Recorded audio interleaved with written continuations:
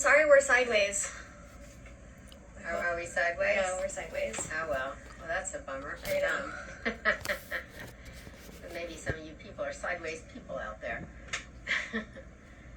Are we live? Yep, we're live. Okay, so I guess we have some questions. Hold on, let's wait for some people. We can't even see the questions. They're so tiny.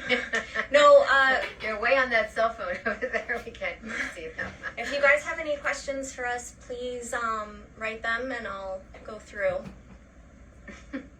We're just gonna wait for a couple people. We did get some other questions. We could answer those. Yeah, just wait for some people to get on and.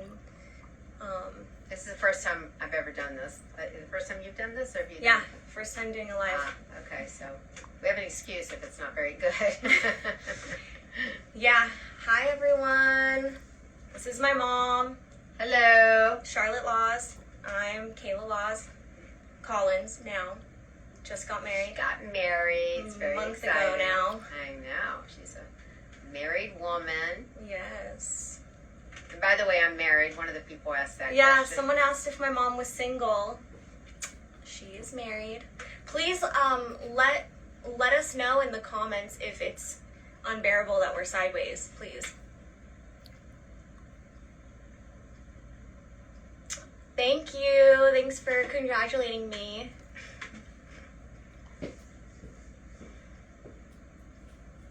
So, other questions? Someone just asked a question. Okay. Sorry, I'm going to get really close to the camera right now. Has Hunter come at your family since this has all come out on Netflix? And congratulations, thank you. Nope. Okay. No, he has not. In fact, he doesn't even mention our names. I think he was probably advised by his attorney not to mention our names because I think he thinks we're going to sue him or something. Because when he gets asked about us, he doesn't want to talk Next about question. it. I have nothing to say. That's basically what he says, right? Next question. Yeah, he won't. I have nothing to say about that. He won't discuss us. But no, he hasn't come at our family at all. Yeah. So, and we've actually had, I've had amazing, really sweet mail, and I'm sure you have too. Oh, yeah. As far as like really sweet emails and messages, and I've even had some of his former followers of the family who have, contacted me to apologize and to say they would never do something like this again, and they don't know why they were like that 10 years ago. So there are definitely people who have matured and reformed. And it's unfortunate that Hunter is not one of those people, Exactly. apparently, because he's never apologized to this day. And he says the only thing he would do differently is he would go 10 times harder. So I don't know what that means. I don't know if that means murders. I don't know what that means, but that's what he says, the only thing he would change. So. Yeah, he said that if he knew that this was going to be the outcome all along, that he would have just done it even worse, basically. Because it would have ended the same way, no matter what. So that's what he says. Yeah. Let's see. Sorry for my face, you guys. Do you guys know if Hunter has ever been diagnosed as narcissistic, sociopathic, or psychopath? Oh, do we know? If he's, I don't think so. I don't know. They didn't say that in court. They didn't try to use that. I know he had, he was in a drug and alcohol rehab program. That's all I know. That's right. He did have some kind of addictions, but I don't know anything beyond that. Yeah. So another question you asked is to write a book. Someone said I should write a book. Well, actually, I did write a book. In fact, I wrote 2 books. Not in total. Well, I've written more than 2, but I have 2 books that are memoirs, and one of them talks about this whole ordeal that was in the documentary, and it's called Rebel in High Heels, and it also has the first 20 years of my life. And then the other book is called Undercover Debutante, and it has kind of age 21 up until like age 40 or so, and it's very humorous, and there's lots of party crashing and tracking down my birth family, which was a hard thing to do because the records in Georgia, where I'm from, are closed. So I had to use my private eye talents, my party crashing talents, whatever you want to call it, in order to find my father, my mother, my brother, and my sister. And I only met my brother and sister like maybe 5-6 years ago for the first time. So that's kind of a cool story, and Yeah, it's a great book. So, I mean, both anyway. of them are. Yeah. Yeah.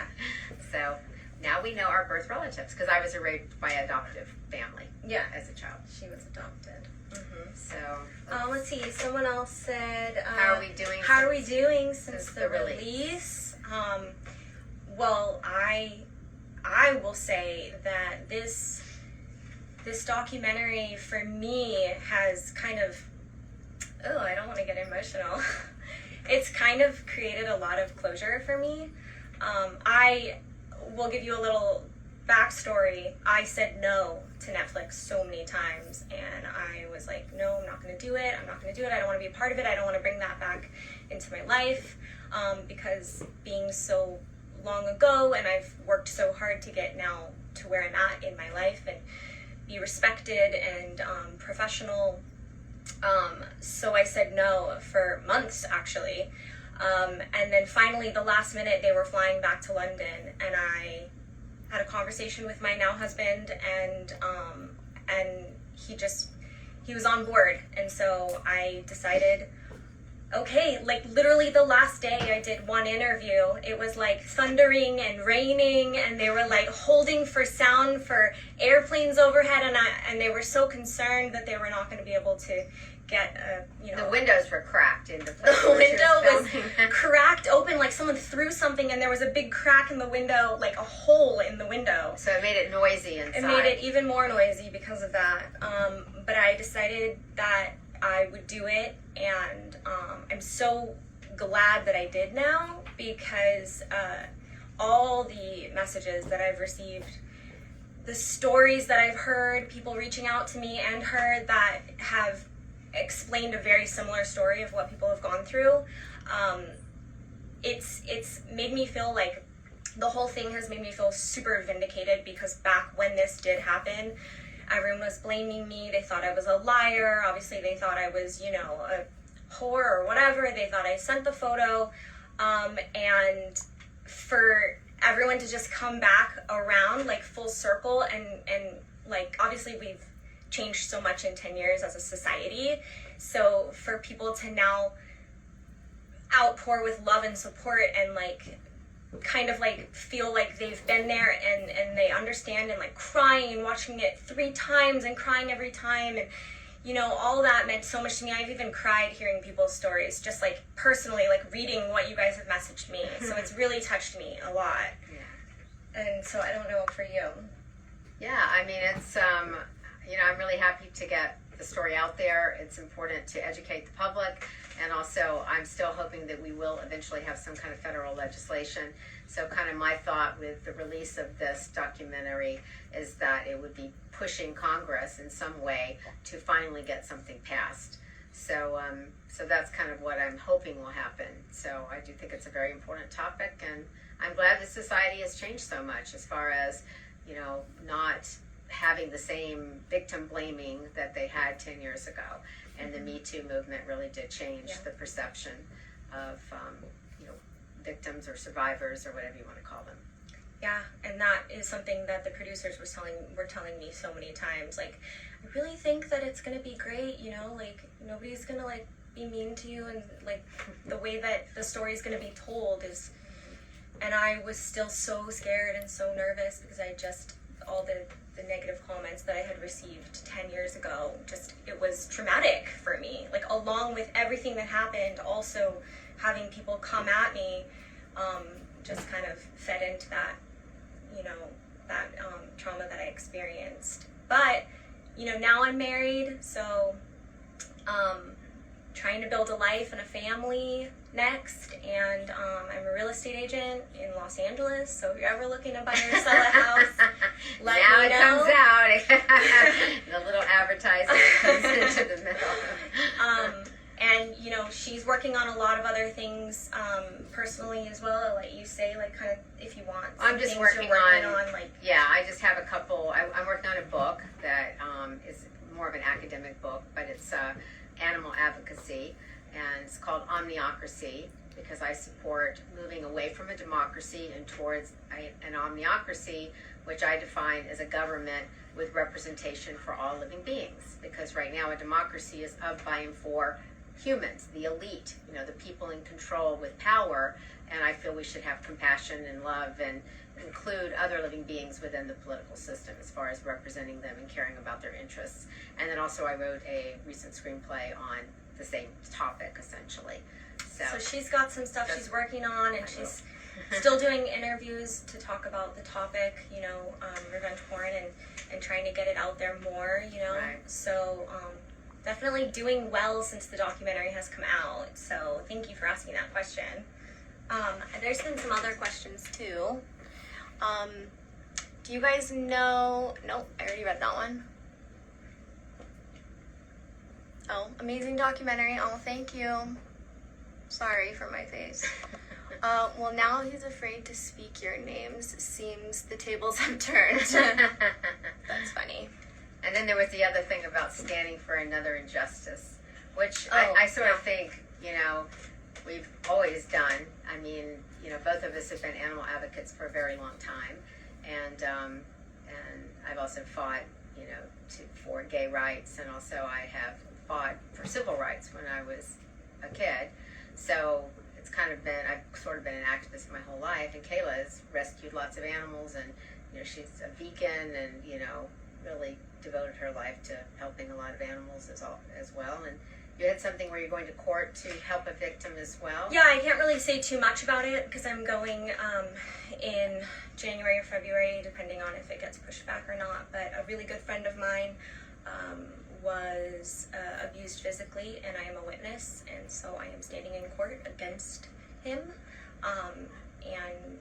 And so that's something that I'm standing up for right now. And any time that I feel like there is a wrong, I want to stand up against it. I don't think that anyone it should not be okay for anyone to get away with something that is, especially something like that. But no matter how little it may seem, if it's wrong, it's wrong.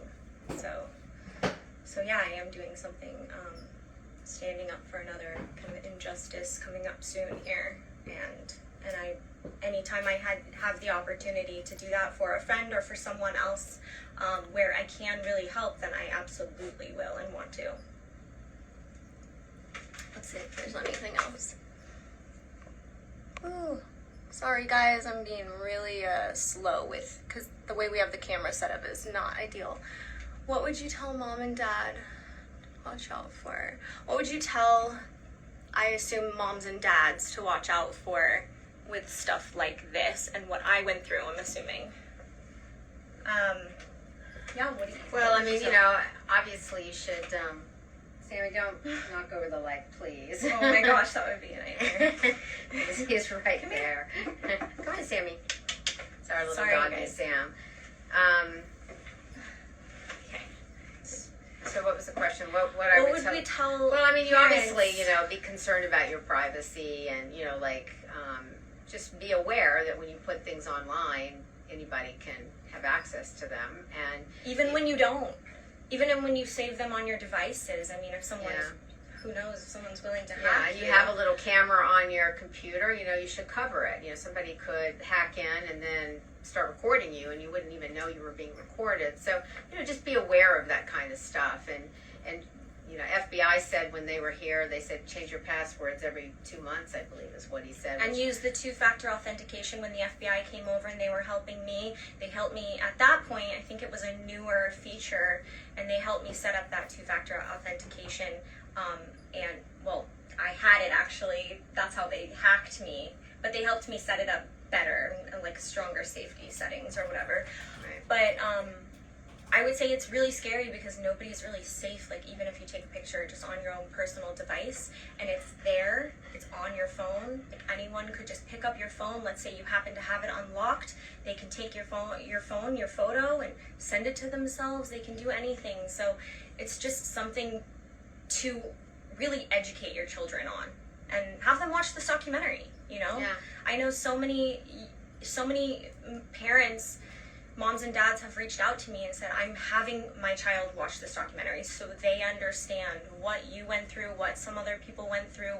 what many people have gone through so that it doesn't happen to them, so they're more aware and they can see it through someone else's eyes rather than just like mom and dad telling them. Because you know how it is usually when mom and dad tell you something, it's like, oh, I don't want to listen. But when you're watching someone else who suffered and went through sorry, that's our dog. Went through a traumatic experience, you know, they can kind of learn through that experience a bit better.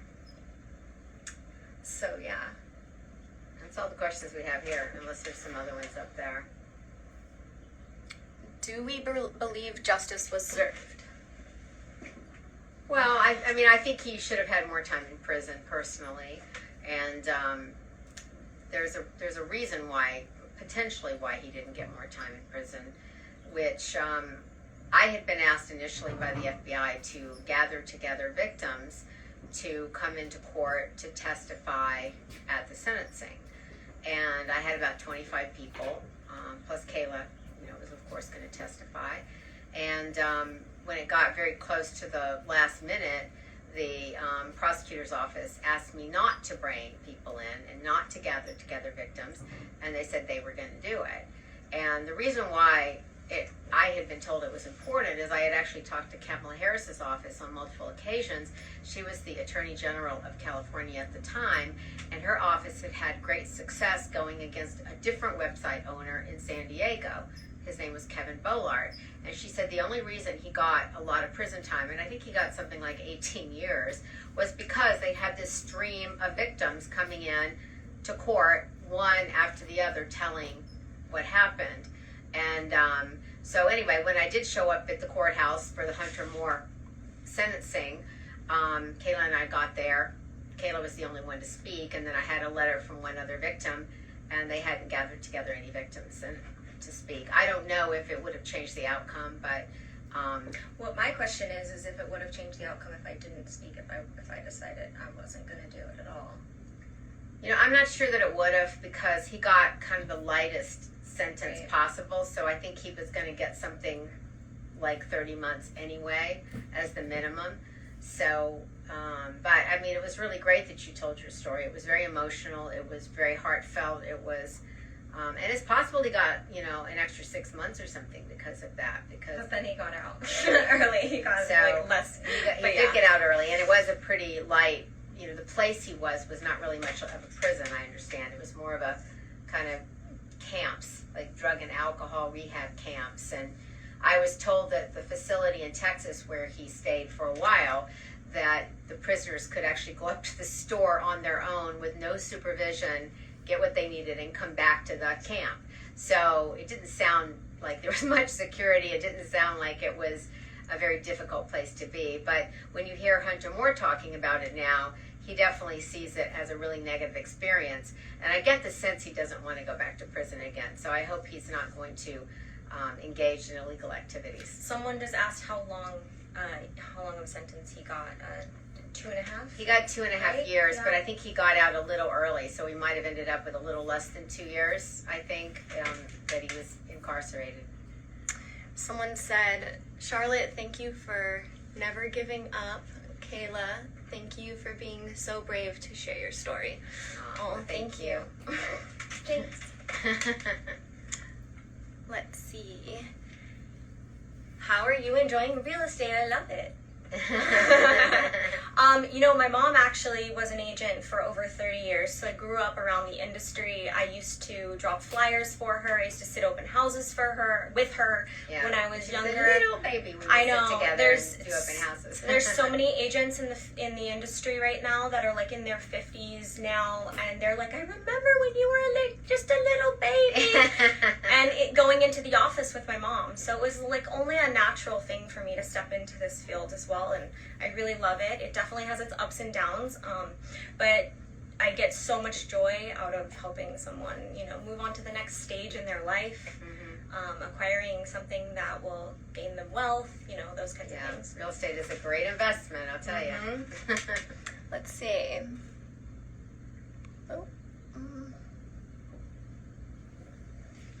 Did Hunter just literally hack a bunch of random emails and search for pics? Someone said. Yeah, it was Hunter's hacker. So it was a man named Charlie Evans, And he started with his own Facebook friends. So he started hacking his own friends. In fact, it's hard to believe that he would do that to his friends, but he hacked them. He stole their naked pictures, and he had them posted to Hunter's website. And Hunter was paying him for him to get as many hacked photos as he could. And he would just, whoever's account he could get into, he would rifle through, he would look for nude pictures. If he couldn't find them, he would use that person to kind of get into the next person's account. And every time he found them, then he would send them up to Hunter. That's how it works. So it was completely random. Ooh, sorry. I am eternally grateful that this documentary came out. Oh, I'm so glad. See, like, comments like that really touch me. Because I almost didn't do it.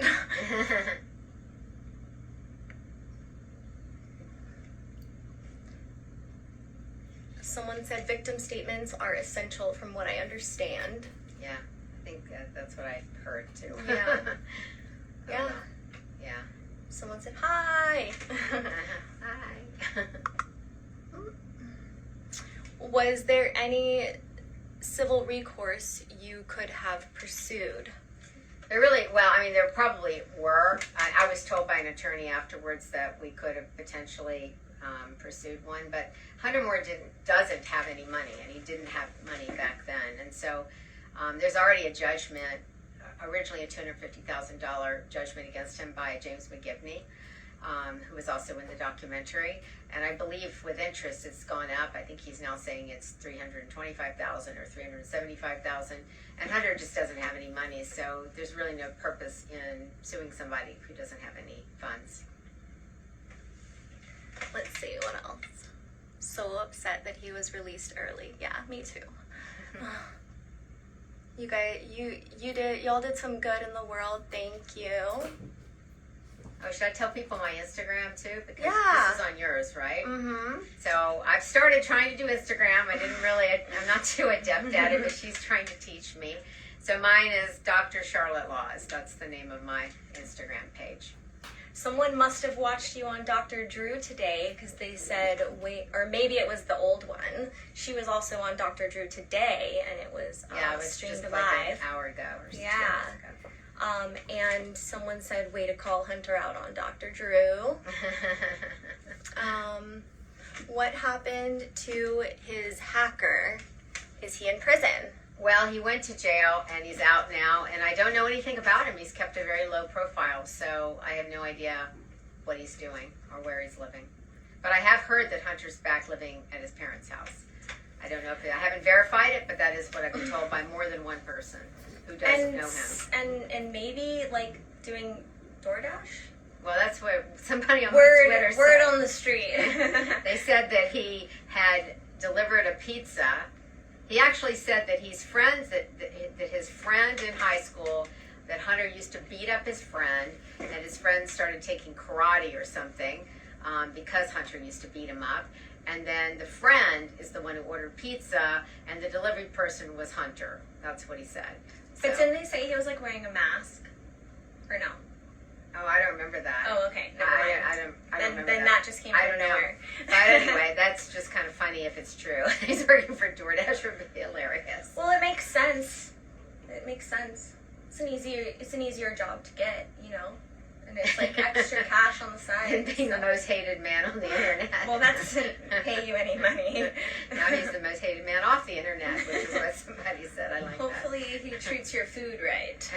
that. That's Let's true. see. That's something to be worried about, actually. Yeah, seriously. Gorgeous. Oh, thanks so much. Ha ha ha, DoorDash. Yep, funny. Did he have to register as a sex offender as a result of his conviction? No, he didn't, because this was not considered a sex crime. There were no crimes, there were no laws against revenge porn at the time, so he was arrested for conspiracy of hacking and identity theft, which are not sex crimes. No, but it would have been great if he had to. Yeah, well, Along that line, I feel like. Why? What does it Let's matter? see. Did either of you, sorry for like half my face, I'm trying to read this. Did either of you ever get to meet James McGibney from Bullyville, the guy who got Hunter's site down? I've talked to James on the phone and had various email communications, etc. with him. I've never actually met him in person. He lives in Las Vegas, and I've never met him. that's about it. But I thank him for, for his part in this as well. So. Yeah, I'm very grateful to Anonymous too, because I think actually Anonymous is the reason why the second site didn't end up coming back up again. When he was threatening to, because he sold the domain to James McGivney, he could have put the same site back up an hour later with just a different domain. Exactly. He didn't sell the content. Right. All he did is sell isanyoneup.com. So all he had to do was just, put it on isanyoneup2.com. And so, which is what he said he was going to do. But so he was going to put it on a site called huntermore.tv, which was something he owned. And he said, I'm going to bring it back. I'm going to have all the same content, except I'm going to have the address of the victims and also driving directions on how to get to their houses. And I think it's possible that he would have actually done that had Anonymous not doxed him and gone after him. So I am very thankful that Anonymous did that. I actually also had one of the members reach out to me on Instagram, sent me a private message saying, I'm one of the ones that helped do all that. He said I was one of the secondary Anonymous members that did everything that was stated in the docuseries, everything that Anonymous did. Yeah, and they actually was called really me. cool. One of the anonymous guy who did it, actually, one of the main ones called me Really? like a week ago or so, but I've kind of known who they are for at least the last 5-6 years, maybe more. So I know who they are, Yeah. and I think it's very heroic what they did. It was, I agree. And it was cool that one of them reached out to me personally, because I know that you've had many conversations with them, but I hadn't. Right. So to have one actually reach out to me as a victim, and say hey, we did this for you, basically, to help you and what you went through and so many others as well, was super meaningful to me. Let's see, we're getting something else. Charlotte, had you not been as persistent, the Hunter trash culture could have lived way longer. You were both awesome. Thank you. Well, thank you. It's Richard G. Do you remember me? So great. You both are kicking ass. Hi, Richard G. Hi. Love you, Kayla. Always here to support you. Oh, thanks, Marissa. I love you. That's so sweet. Well, thanks for tuning in, guys. Yeah. Well, thank you. And that was our first one. Yeah, I mean, if you have any other questions, let us know. We're happy to answer them. It's been kind of a crazy journey for me, I could say, because I just didn't know how this was going to be received by everyone. So I thank you, from the bottom of my heart, deeply and truly, for everyone that has shown me support and love and no judgment or anything like that. Just supporting me. So. All right.